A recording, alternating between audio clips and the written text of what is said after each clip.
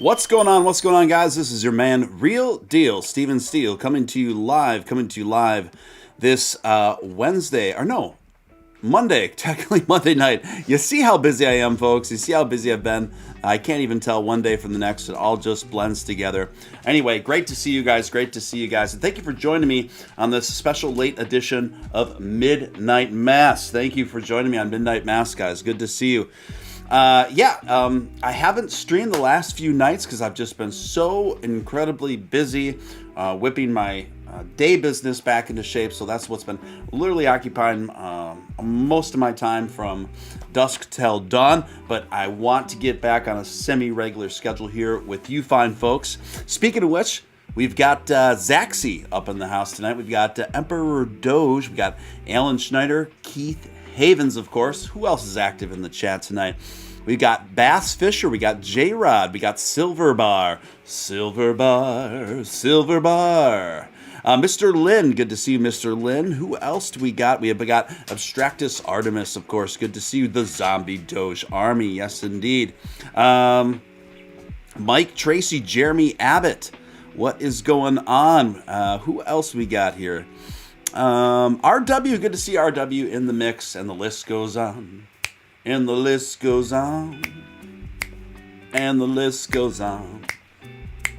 Before we get started, if I could just ask you guys to smash that like button. I want you to smash that like button like you'd smash your first childhood celebrity crush. Folks, it doesn't cost you a dime. It's the number one thing you can do to help this channel ascend to reach more folks and through those tricky YouTube algorithms. Also, if you feel compelled to super chat anywhere throughout the duration of this broadcast, that's obviously hugely appreciated for all the time and efforts that I put into this stuff. And lastly, if you're brand new here, I'd like to personally welcome you. You're watching Steven Steele Live. I'm Steven Steele, and it's great to have you here. We've got an awesome, exciting, eccentric little community here. I want you to be a part of it, so make sure you hit subscribe and hit all on that notification bell and ascend with us to the moon, Mars, and beyond, Anyway, got a great show lined up for you guys tonight, and I am so glad you could be here with me into the late twilight. You crypto vamps, good to see you guys. And also, if you are on the Twitter, I remember George W. Bush. Remember that guy? He used to refer to Google as the Google.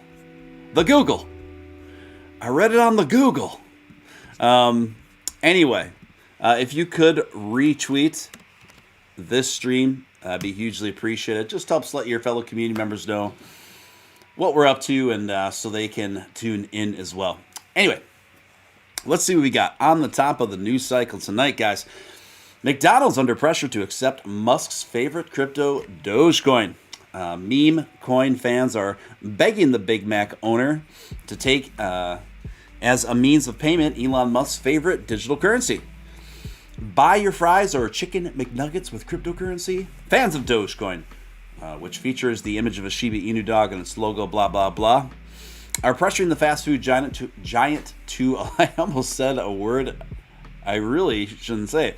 Pressuring the fast food giant to allow them to use their favorite cryptocurrency to pay for their purchases in its restaurants. And they might win. And by they mean we might win, guys. And I believe that we will win.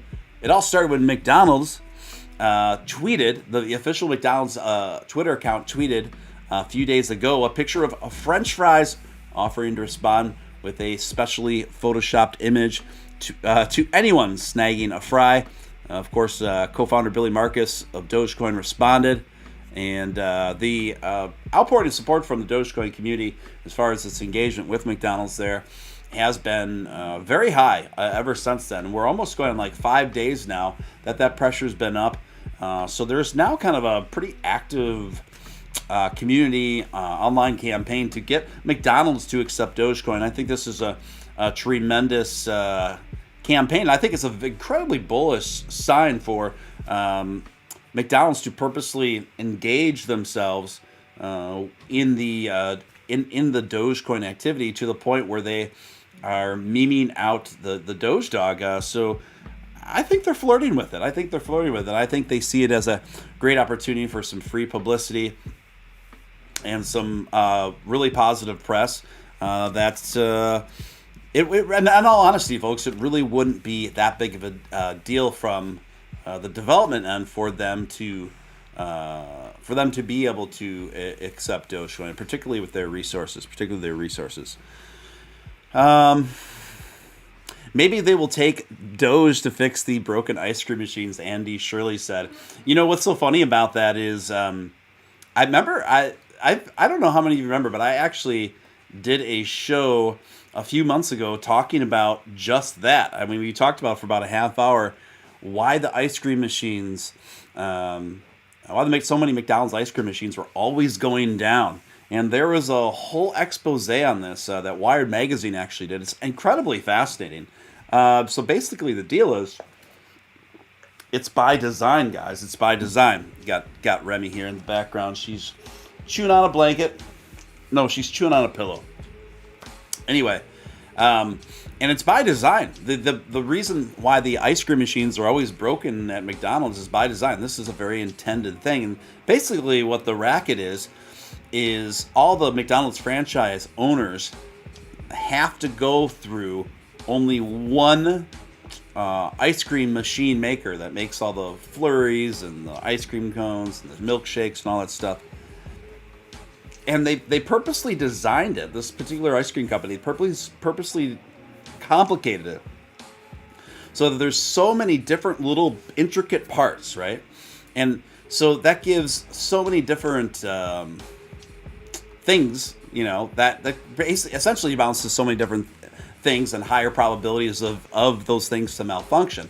And if you don't clean everything just right on a nightly basis, or you know, one part starts getting a little funky, the whole thing goes. Now here's the thing: you can't just call any repair guy to come in to repair the ice cream machine. You have to call a repair guy that's contracted and officially licensed through this company. See? So they purposely are breaking down a lot so they can make a lot more money by constantly sticking absorbent repair bills to the franchise owners. Now I know this is a tangent, but it's really worth it. There was a rival ice cream machine manufacturing company that recognized this problem, and so they developed a machine that was quicker, faster, and much more durable, and much more simpler to operate, and much more reliable. And they offered it even at a lower rate to McDonald's franchise owners.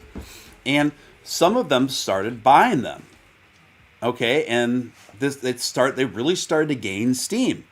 Well, top corporate headquarters from McDonald's interjected themselves and sent letters, almost threatening letters to these particular franchise owners, saying that was a no-go, that wasn't allowed if they wish to maintain their status as McDonald's franchisee owners. And some of the letters and the emails that were uncovered to some of these franchise owners were very menacing, threatening, very kind of mafia-style-esque. So all that scandal over McDonald's ice cream machines. Jeremy Abbott says we need a market rebound. Well, yes, we certainly do, guys. We're going to talk about all that tonight. Last time I ate it, I felt sick for 2 days, Alan Schneider said. Yeah, I think a lot of people probably have had similar experiences with McDonald's. I've never been a big McDonald's fan. I'm not really a fast food fan. Though if I had to choose one fast food place, I guess I'll indulge in a bit of Taco Bell now and again. But other than that, you know, I leave it alone. But there's also another incredible article written about the demographic breakdown and the statistical breakdown of different kinds of McDonald's customers. And there's nearly half of all McDonald's customers only will eat the breakfast food, that they won't touch anything else there, which I thought was pretty interesting. So, all ice cream machine scandals aside, you're probably sitting there looking into your computer and your cell phone or your flat screen, and you're wondering what Steven Steele has to say about this seemingly dire crypto market. Well, folks, I talked about this, I think 3 nights ago, and I addressed this for a while, but we're going to keep covering, and we're going to go through all these evolutions together, folks. Could things get worse? Yeah, I believe that they could. Now, that's the bad news. The good news is between now and probably over the course of the next few weeks, things could get worse. But this is also giving a lot of very, very unique opportunities to people to really improve their positioning.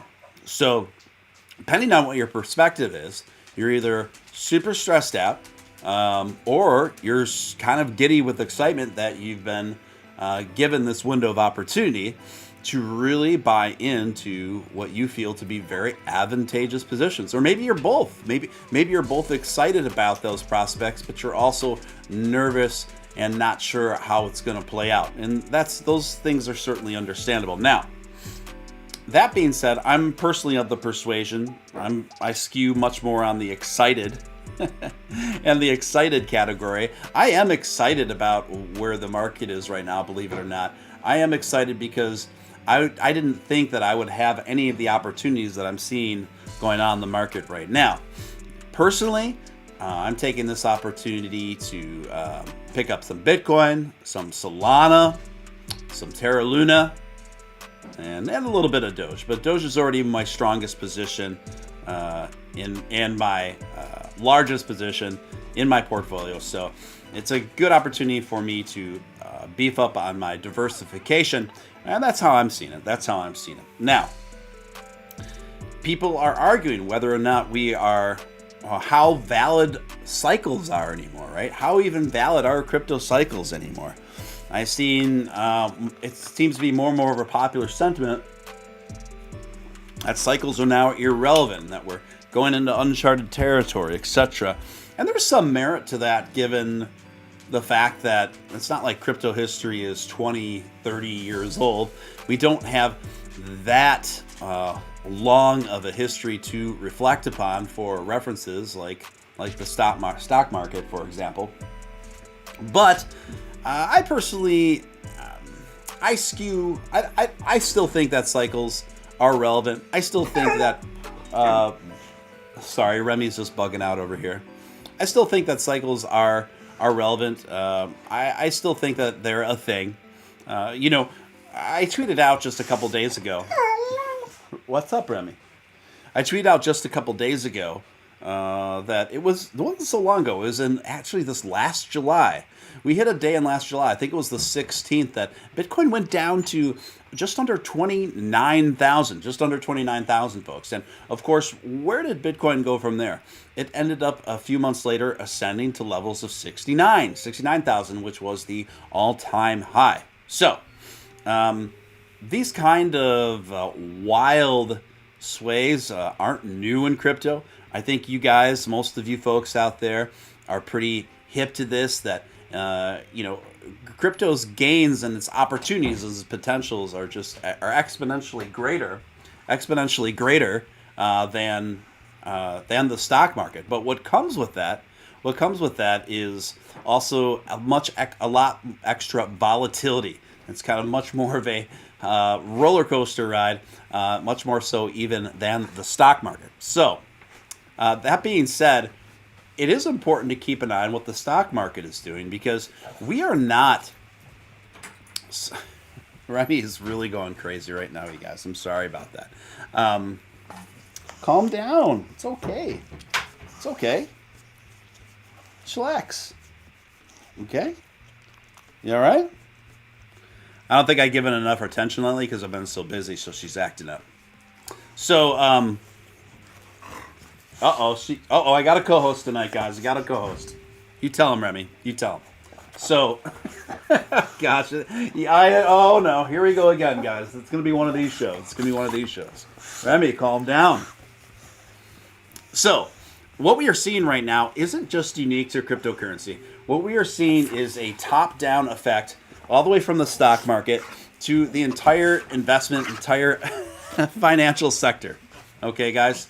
And not only that, it's obviously a reaction to the excessive inflation rates that we are seeing across the board. I mean, we are in an economy right now. I've never seen grocery bill inflation, for example, to the degree that we've had it or having it right now in my lifetime. I mean, people are on average paying about 35% more just on their average trips to the grocery store than they had just previously a year and a half ago. These are wild swings that are having a cascading effect on not only the economy, but the stock market and cryptocurrency as well. So when the mainstream media tries to run with the narrative that cryptocurrency is dying, Dogecoin is dead, Bitcoin is dead, etc., they're being, in my opinion, that's very disingenuous. It's very disingenuous, particularly when we see the big picture of what's happening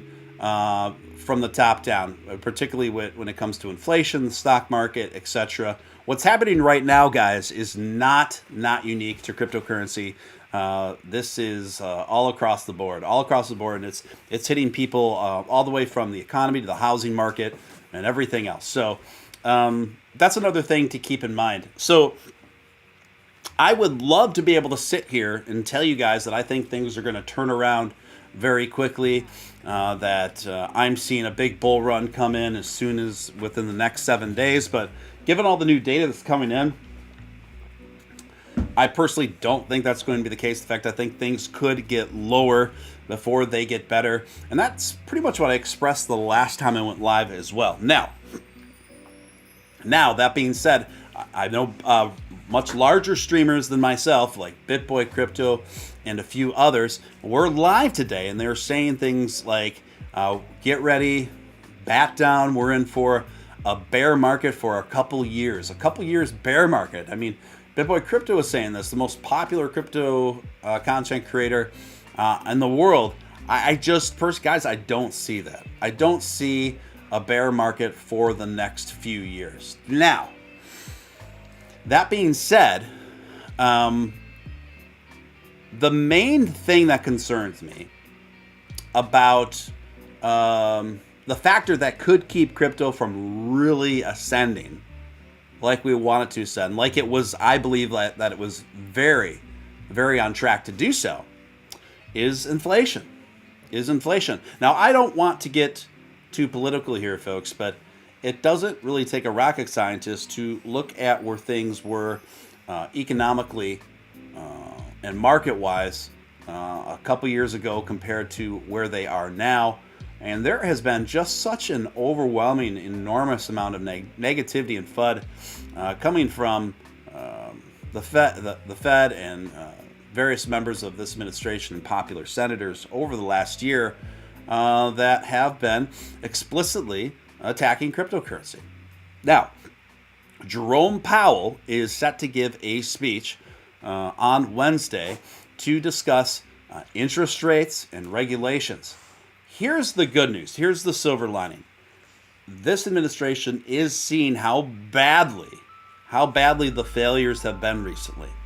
At the end of the day, I don't think Jerome Powell is going to go out there on Wednesday and talk about raising even more interest rates. I think right now they are in a panic and a scramble to save their reputation, save their butts from not becoming a completely abysmal failure within the first year and a half or year or whatever. So I think they're going to really try to make a strong effort to stabilize markets going in on Wednesday. So I think that's good news. And we are going to see, I believe, on Wednesday, it's going to be kind of a fork in the road. I think it's going to be very telling.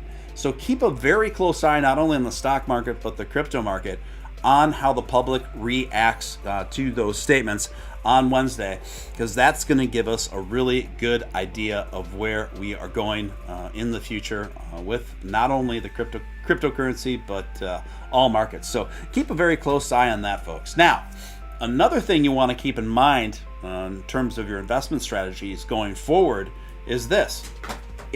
It also is a decent possibility that once the public may react incredibly favorably in a collective sigh of relief to the speech on Wednesday, in which case we should see things pull out and start really turning around in a pretty efficient manner. Okay, so if that's the case, and right now I would say that's about a 50% chance that will happen, then you could talk about a lot of people regretting not accumulating during these periods right now. See, if you're on the fence about if it's a good idea for you right now to accumulate more cryptocurrency in this big downturn or not, I would just keep a very close eye. I would keep a very close eye on the time and the substance, and most importantly, the reaction to Jerome Powell and company's speech on Wednesday. Sorry, I've got my Doge going between my legs. She's just incredibly rowdy tonight, guy. Incredibly rowdy. Knocking over my microphone. It's like I didn't even feed you after midnight. She's just acting like a wild gremlin over here. Okay, so, this isn't financial advice, blah, blah, blah, disclaimer. But if you start to see a market reaction to that speech on Wednesday, in which things look like they're starting to ascend, you might want to make some quick, efficient moves while you still can. That's what I'm saying. So I would put that at about a 50-50 there, folks. I really would. I'm keeping a very close eye on Wednesday. I'm already have been accumulating more. Folks, I mean, you could get, I don't know where ADA, let's see where the market is right now. It is wild, but the last time I checked, ADA, for example, was below $1. Absolutely bargain prices across the board. It's just wild stuff. Discount Doge, Jeremy Abbott says, yeah, Dogecoin riding right now at about 13, a little over 13 cents, down 2.5 cents over the last 24 hours, down 22% over the last week, and down 30% over the last month. But, guess how much Bitcoin is down over the last month? Just take a wild stinking guess, folks. Bitcoin is down 30% over the last month as well. 30% over the last month as well. It's echoing it. It's echoing it. We are still living in a Bitcoin dominant market, which should give you both. It's both distressing and comforting for different reasons. You know what I mean? Furthermore, there are an extraordinary amount of holders with Dogecoin. And Dogecoin over the past week particularly has been showing a pretty good amount of resilience comparatively to a lot of the other top cryptos in context. So I think these are important things to keep in mind. Furthermore, today, a little bit of good news. Dogecoin actually ended up breaking back into the top 10, okay, this week as well. So those of you who are Dogecoin holders, try not to fret. XRP, wow, it really eats it with down 36% over the last month, 23% over the last week. Right now, you can pick up XRP for about 59 cents to the dollar. Lunaterra is actually one of them that's still performing a bit better than others by comparison. Down about 18% for the week, and about 32% over the last month. Solana. Now, I'm really excited about Solana because personally, I got into Solana too late to really get any real big advantageous positioning. But right now, folks, check this out. Solana is down 54% over the last month and whopping 37% over the last week. Currently trading at $88.72. I never thought I'd see it. I never thought I'd see prices this advantageous. Now, I did have a good friend of mine call me up, and he's made a lot of money on Solana. He said to me, Steven, you might want to ape in now. Now is your chance. And at that point, it was at 102. And I said to him, respectively, Carl, I think there's more room here. He's like, no, it's not going to get lower than this. I'm like, I think it is. I'm just going to wait out. And so that's what I've done. Now, can things go lower than where they are now? I think they can. But I don't see it going much lower. I stated before, and I'll state it again, I don't see Bitcoin getting lower than 30,000, folks. And right now, Bitcoin trading today, right at about almost coming up to 36,000, still down 15% over the week, but up 2% over the last 24 hours. So keep an eye on that, folks. Bitcoin's starting to do a reversal, up 2% over the last 24 hours. That's actually very significant considering that Bitcoin's market cap is now running at about $680 billion. So in order to have a full 2% increase over the last 24 hours on a currency of that size, oh, that's a lot of money. That's a lot of trading going on. So that could be a bullish sign. That could be a real bullish sign that things could be starting to turn around here. So keep a very close eye on it. How many of you guys have invested more since this big drop occurred? How are you guys feeling all this? Are you stressed out? Are you excited? A little bit of both? I just want to know how you guys are doing with all of this. Patrick says, I got my Cybertruck graffiti hat for 200 Doge. Now it's 235. See how that works? Speaking of which, I think it's super exciting how the Tesla website has adopted Dogecoin on its merch. They kind of have an automatic sliding scale, which tells you how many Dogecoin each item costs according to what the market is doing that day.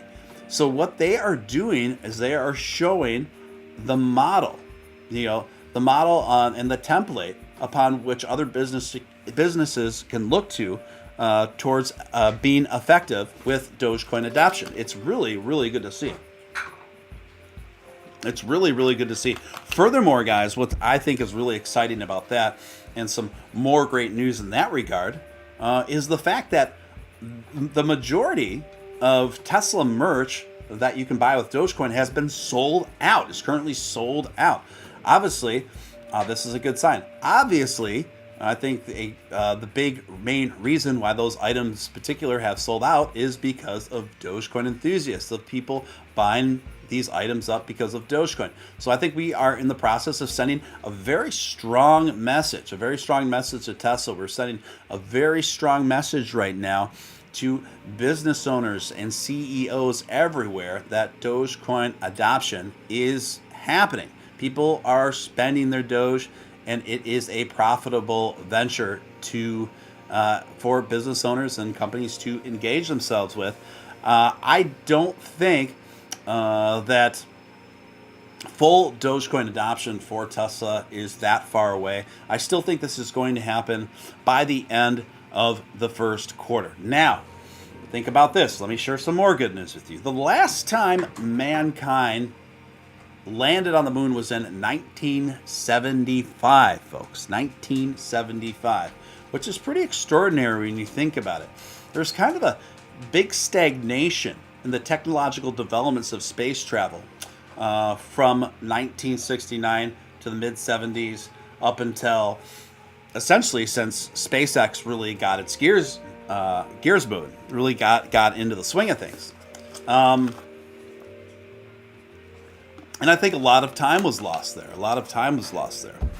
And it kind of, in my opinion, took SpaceX to really shake things up and really get the advancements in that regard back on track, which is, I believe, where we are now. Now, why am I telling you guys this? I'm telling you this because there is an expedition going straight to the moon, baby, where a literal Dogecoin will be put on the moon. So the last manned mission to the moon was in 1975, and this year, at some point this year in 2022, a literal Dogecoin will be landing on the moon. I don't think you can pay for any better advertisement than this.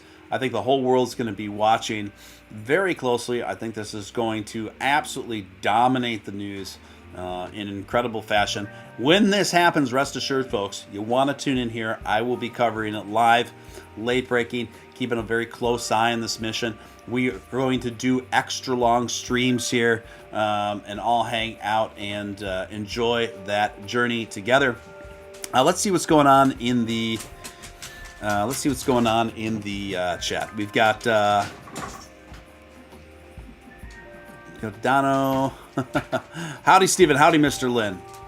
What's going on, Silver Bar? What's going on? Well, what's interesting, Silver Bar's expressing our previous president to be good for the country and good for crypto. You know, one thing that's interesting about that to me is actually Trump has expressed dismay towards Bitcoin a few times now, which surprised me because I know his son is pretty bullish on both stonks and cryptocurrency from various things that he said. So there seems to be a real disconnect there. I think it's a boomer thing. I think it's call it a boomer curve, if you will. Now, to make things even a bit more perplexing in that regard, his wife, Ivanka, she came out with an NFT line for charity recently, and then praised the 13th anniversary of Bitcoin. So maybe he's coming around. Maybe he's coming around there. So we'll see. We'll see. Finally, somebody pops a cherry and gives me our first super chat of the night. I know it's hard times out there, guys. It's hard times. I get it. Zombie Doge Armory coming in with a $3 make you holler with the rock lock. Folks, here's the lock. Here's the rock. Here's the lock. We got it. Thank you, Zombie Doge Armory. Appreciate you. But I love this community. A lot of positive energy still in the chat. Much more so than what we're seeing. All the doom and gloom and anger and negativity I'm seeing in a lot of the other live chats on crypto channels. Folks, I've always told you that this is a long journey that we're going to have together. And that's why I stream regularly, rain or shine, whether the market is incredibly bullish or incredibly bearish. You know I'm here for you guys. You know it, baby. Because we're not only building a community just based around crypto here, and I think this is one of the things that makes this channel so unique compared to most of the others out there. We're building just a community, period, of solid quality people and real friendships and things that last, the test of time, and things that are essentially even more important than money in many ways, right? But I'm not saying I'm not saying that increasing our financial freedom isn't a main objective here. I mean, it certainly is, but it's not the only one. Jason Huffman coming in with $10 make you holler. Appreciate that, Jason Huffman. Hey, this dog, I gotta tell you, this dog, she's lost her dang mind tonight. What's going on? Calm down. Remember that woman that went viral on that TikTok? And she's talking to that woman in the back of the Uber. She says, calm down. My kids are listening to Kids Bop. Jeremy Abbott coming in with $20 super chat. Still don't like to be left out. Yes, Jeremy, thank you so much. Thank you for helping to keep the lights on over here at Steele HQ. I love it. Appreciate it. Executor. Good to see you. My 500K of Dogecoin went to pay for this $5 super chat. That's a good one. Good to see you. Tudor. Good to see you in the mix, and thank you for your continued support. 1, 2, 3, 4. I declare a super chat war. Yes, I love it. You guys are awesome, guys. It's always great to mix up with you guys, especially late into the twilight hour. I have to say, attendance is usually pretty decent for these super late night streams. I'm not the only night owl in this community by any stretch of the imagination. In fact, I would wager to say, but when I look at the metrics here, the majority of the people that watch this channel are either night owls or third shift workers or whatever, and so we are in common company for sure, guys. FX Street reporting Dogecoin price to dip below 10 cents as bearish headwinds grow bigger. Dogecoin price is set to start up its downtrend again as price action slips below the long-term red descending trend line from August 21 again. Dogecoin bears ready to book. But that being said, Dogecoin bears ready to book 30% gains, right? So that's another thing to keep in mind. Folks, the overall picture on this stuff is when you look at Bitcoin reached for its in 2021, it took its all-time low for the year anyway, and then it went on to ascend to its all-time high just about 3 or 4 months after that. So it's really good to keep things in perspective in that regard. That's not the first, that won't be the last time those kind of wild swings occur. And I do think that with what we are in the middle of now, and I just take it in stride. Like I said, the overall majority of my portfolio and my positions in it are several year long investments, and all the data does conclude that the people that do the most people that do the best in cryptocurrency, like when you look at millionaires created via cryptocurrency, the majority of them got that way through long-term holds over the course of several years, not 1 year, not 2 years, but several years. They just forget about it, as the Italians say, right? And so they endure all those wild swings and all those highs and lows, and then their future self, because they've endured that and they had the patience and they had the stomach and they had the wherewithal to see all that through, their future self was rewarded in pretty stoic fashion. Jason Huffman coming in with a $5 super chat. I've got 5 on the super chat war. I love it. Jason Huffman, good to see you in the mix. It's thank you for that. Appreciate your continued support. We love Jason Huffman in these parts.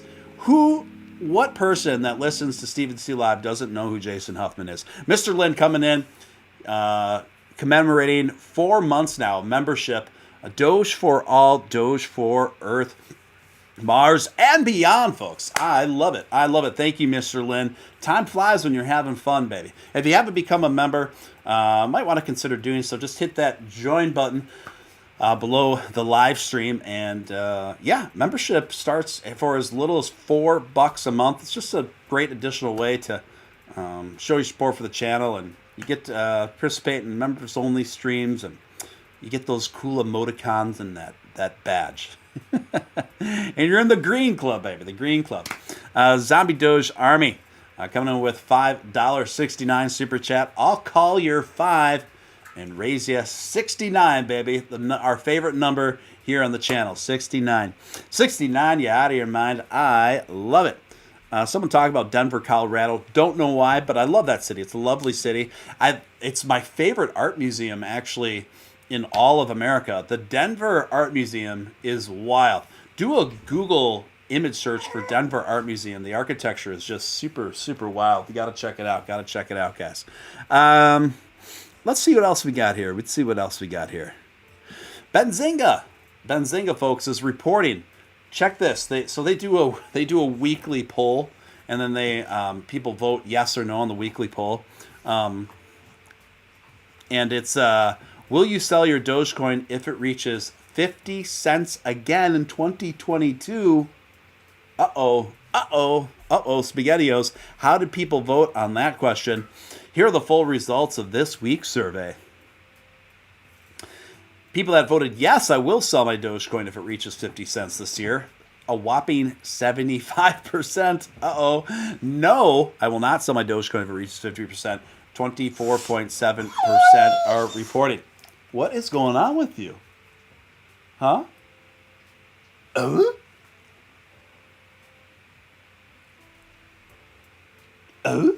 want to be a co-host? You know what? She's upset because I've been so busy lately. She's used to getting more attention, so she's going crazy right now, guys. Remy, stop it. Remy. Okay, so Remy's just determined to be in the screen, so that's okay. So, guys, I have to tell you, I didn't get a chance to vote in that survey, but if I did, I would have voted no, I will not sell my Dogecoin at 50 cents. I will not sell my Dogecoin at 50 cents. And I think this bearish market, these bearish trends that we are seeing right now, has people in ultimate fear, right? That's why they're voting that way. Hey! Are we going to have a stare-off? Are you going to behave? Behave. I got to finish the show. We can watch a movie afterwards, okay? All right? You got to let me finish the show, okay, sweetheart? Man, Remy is going wild. She is just wilding. Remy. Okay. So that's what's going on there. Oh my gosh, Remy. Lie down. Stay. Okay. So that's what's going on there. We are operating, and you've heard of the fear greed index, of course. Well, right now we are in peak fear when you look at the fear greed index.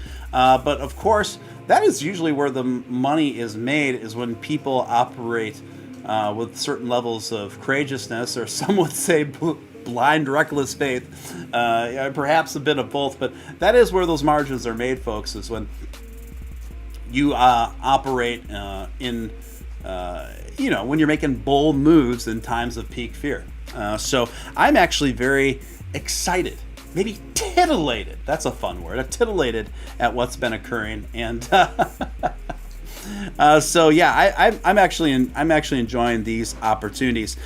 Jason Huffman coming in with $10 make you holler. I love it. Deal, zombie. There it is. There it is. Awesome. A little bit of super chat sparring going on. Appreciate it, guys. I'm not selling at 50 cents. Yes, 50 cents is very premature for a Dogecoin, in my opinion. That just goes to show how short-sighted people can get when they're operating in fear. Furthermore, when you really think about it, folks, how many quality decisions really get made while you're operating in fear?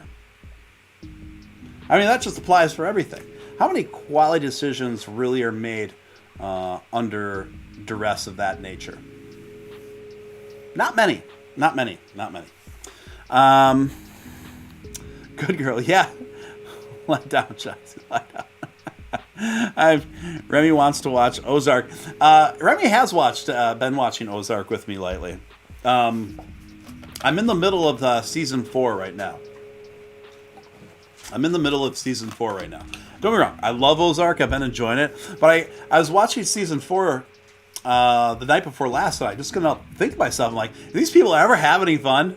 Is there a moment where they're ever having fun? Or ever having a good time? I don't think so. Every single second of every episode of that show is high drama, high tension, and stress. I'm like, man, this is rough, man. There's not like ever one scene where any of them are having fun. And Jason Bateman, doesn't he play he always plays like the ultimate stressed out guy, right? But he does it in a way where it's very reserved. Like, he actually operates well under the pressure that his character is under, considering all things considered. But my goodness, Remy is just tearing, you guys. Remy is literally tearing my apartment apart. Remy, calm down. Lie down. Be good. Okay, let's see if she chilled. I'd be stressed out too if the cartel owned me. I mean, think about that. Every day you wake up, you are in complete and total servitude to a cartel, to a totally just brutal cartel. Oh my gosh. I got a feeling Marty is going to shock his boss into buying Dogecoin Season 4 Part 2. They're going to make billions. Maybe they'll accept Dogecoin at their casino there. Yeah, but it's a pretty wild show. I know what show I've really been enjoying that I've been rewatching again lately that I haven't seen in more than a few years.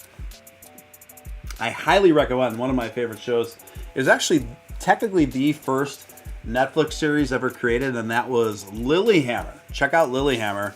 I think it's super underrated. Not a ton of people talked about it. It only lasted 3 seasons, but it's kind of like a dark action comedy. Put it that way. But it's super well done. Your dog's cute. Yeah, she's calming down now. She's getting attention. She's getting the pets, right? She's licking my microphone. So if you hear something, it's because she's licking the microphone. She just wants to be on camera. Here, let's get her on camera more, guys. There we go. Say hi, Remy. Yeah, she knows. She knows when I'm streaming. She knows there's an audience. So this is my co-host tonight. I may not have the notorious Nick Balls. I may not have Sadaf Jadrin. But I've got Remy. And she does a really good job. Let's see how she respects to... oh, okay. Remy? I can't. I'm trying to put headphones on her, but it's just winding her up more. Love Lillehammer, Norwegian-based Mafia. Can't beat it. Yeah, so good.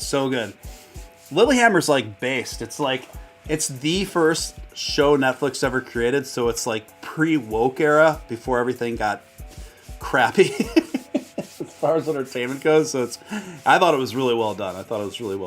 And what's funny is the protagonist, the lead actor in that program, he is also the bass player for Bruce Springsteen. So that guy wears many hats.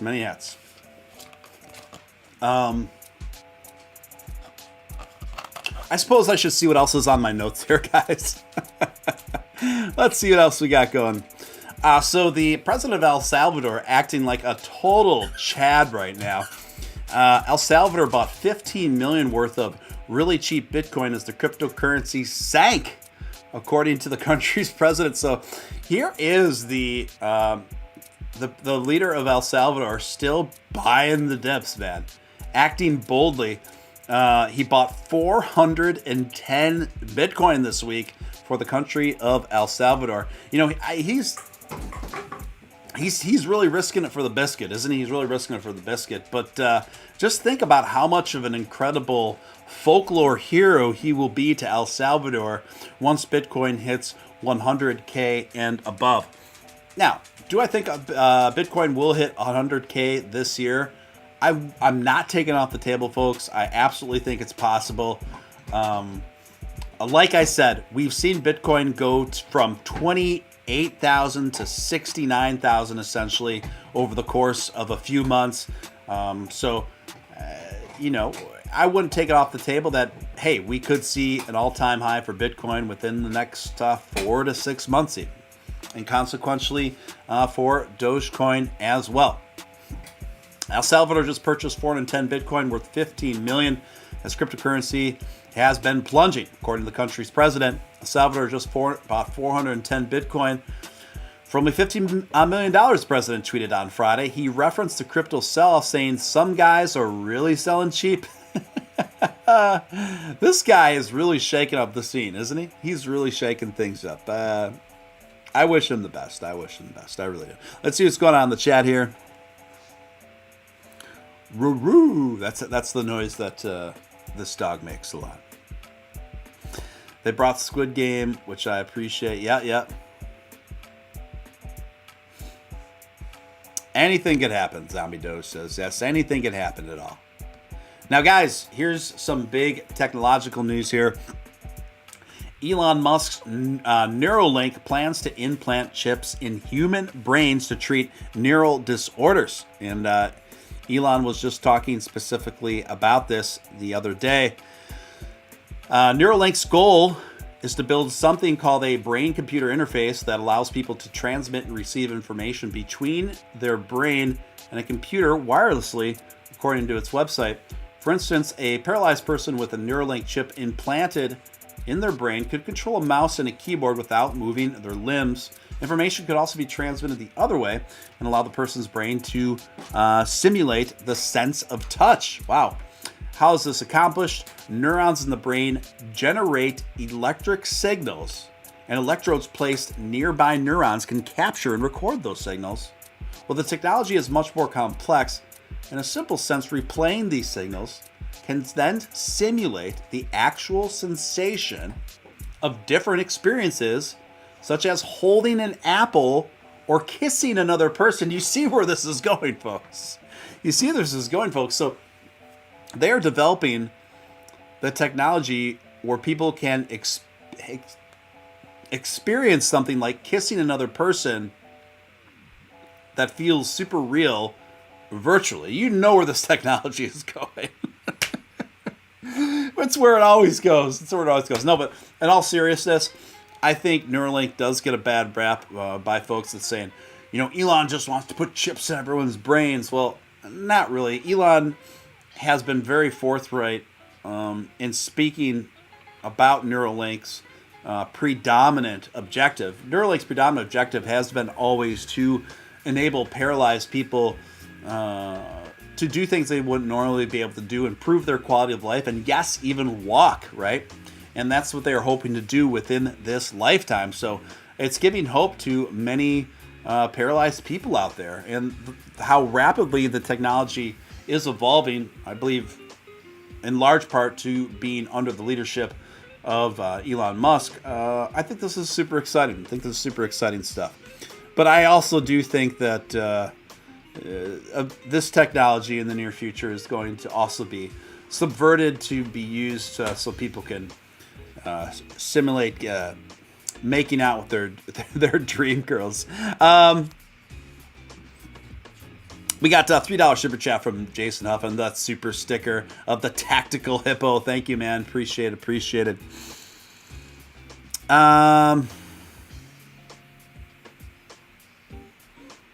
Here's a funny story. This comes courtesy of the Babylon Bee, guys. 10 things you could have purchased with your college money. For those of you who aren't familiar, Babylon Bee is a parody news website. Their motto is fake news you can trust. So anyway, I thought this was a excuse me. I thought this was a pretty funny list. So we're going to count down 10 things you could have purchased with your college money. 1, a house filled with a lifetime supply of food, but you paid for college instead. Now, you get to work for the rest of your life paying off a house as well as your college debt. 2, training on how to be a long-haul trucker making $8,000 per year plus. 3, Ferraris. You mean your college recruiter didn't mention this? Also, 300 mail-order brides from the Ukraine. Prices have never been lower. For those of you who are just joining us, I'm reading off 10 things you could have purchased with your college money. Also under number 4, all the equipment you need to rob Caesars, the Bellagio, and the MGM Grand in one night with an elite team of 11 handsome men. Sounds very like a familiar plot, doesn't it? Too bad. Instead, you spent all your time in class when you could have been cozying up to the suave criminal underground. Number 5, 35 college educations from 1980, including the time travel. It's insane that more people don't do this. Number 6, a spaceship. You could have had a real spaceship, or at least ridden on a billionaire spaceship. Sad. Number 7. Instead of spending your money on college, you could have bought a tank of gas and some groceries in California. Thanks, inflation. Number 8, Hunter Biden on your company's board for 4 months. Instead, you were forced to sit through this virtual political science course. Number 9, in-person brainwashing from Ibram X and Kendi for 4 months. Instead, you sat in a dark lecture hall watching all his white privilege records on a crappy screen. And number 10 on things you could have purchased with your college money is one NFT of an ape with a bored expression on his face. We live in strange times. There you have it, folks. There you have it. I was watching Matt Wallace's stream earlier this evening when I first got home. I caught part of it anyway. And he was speculating that Tesla may be using their Dogecoin, that they may use the Dogecoin they've been collecting through their merch for pay, and turn around and use it to pay their employees with it. I thought this was he seemed to think like more certain about it than I would be, but I think this is plausible. I think this is a possibility, particularly since many of Tesla's line workers are Dogecoin holders. In fact, it was that communication with people on the Tesla working lines that Elon would talk to the workers about cryptocurrency, and Dogecoin was their number one favorite cryptocurrency among all of the workers in his plants. And I think that really impressed upon Elon and really even endeared him to Dog Bunny a lot more.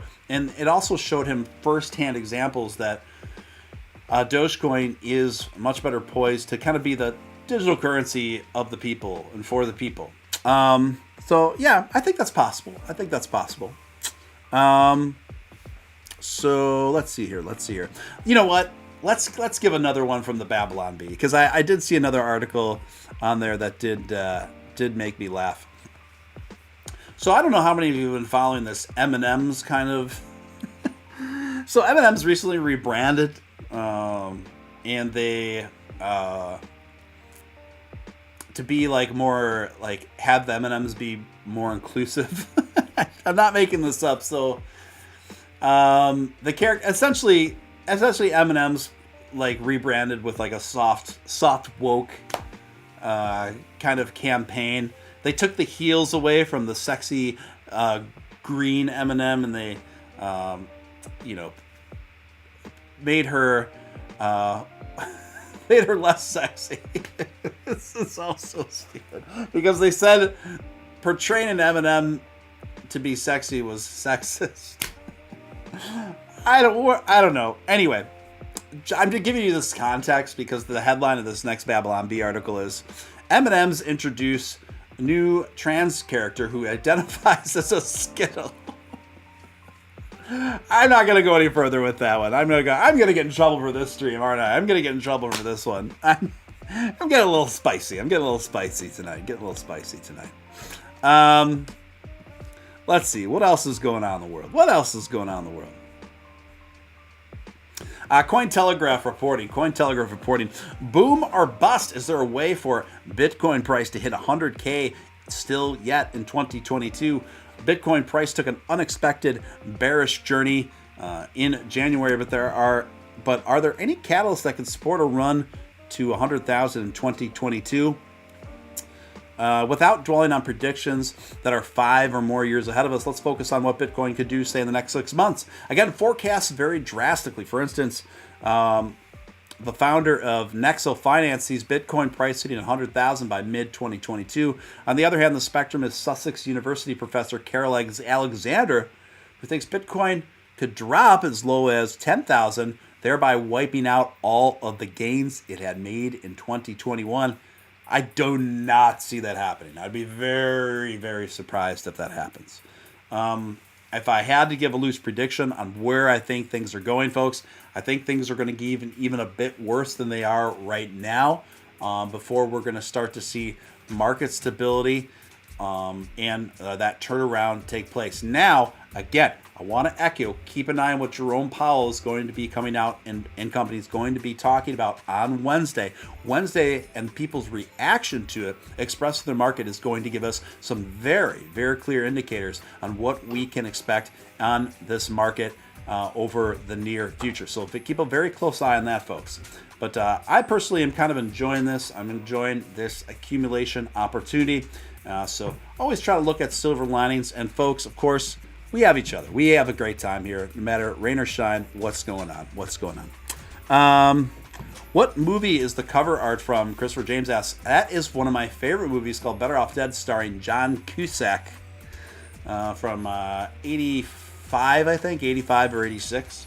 It's one of the funniest movies to ever be made, in my opinion. It's one of the funniest movies. So watch it tonight. Thank me tomorrow. So here are my two recommendations: Lilyhammer for a TV series, Better Off Dead for the movie pick. You won't regret it. And Better Off Dead is such a funny movie. It's really wild. We're on the verge of, someone says World War III, and we worry about the appearance of hard shell chocolate candies. I'm not the biggest fan of war, but that's just me. But it's kind of like, in some ways, the way this administration seems to be evolving, it kind of reminds me of like a woke version of like George Bush's administration from the early 2000s. But you know what, guys? We're gonna have a good time. We're gonna go through all these things together, because at the end of the day, down several years in the future, we're all gonna be sitting on the island together, guys. We're all gonna be sitting on the island, ladies and gentlemen. We're gonna be lined up. We're gonna be soaking in the sun and reveling in the gains from us being patient, right? And not selling at the all-time lows, and not freaking out. Enjoying those tasty gains with a tasty taco under a bright sun. That's what we're going to do, guys. That's what we're going to do. Anything with Curtis Armstrong, really. Booger, yes, he's great. So he actually plays John Cusack's best friend in this movie. This movie's it's so funny. It's so funny. Well, guys, that's about all I got for tonight. It's gone about 1:45 in the morning. I've been streaming for a little over an hour here. I hope you got something out of it. I know I did. I had a lot of fun. I hope you guys did too. I want to encourage each and every one of you, don't sweat the small stuff. It's all small stuff, baby. No, seriously, just stay of good cheer. I believe that what's happening right now, I believe it is a temporary thing. And this is a long journey, folks. The road to success isn't an easy one. If it was, everybody would be wealthy, right? But the fact is, these markets, in large part, are the process of transferring money from the impatient to the patient. So that's how I feel about it. Folks, I want to thank each and every one of you for tuning in tonight. I appreciate each and every one of you guys, and thank you so much for your continued support. That's all I got. I won't go away for quite so long next time. Maybe I'll try streaming tomorrow night as well. By the way, keep those notifications set on all so you know when that will be. Again, thank you so much, guys. Until next time, this is your man, Real Deal, Steven Steele, signing out.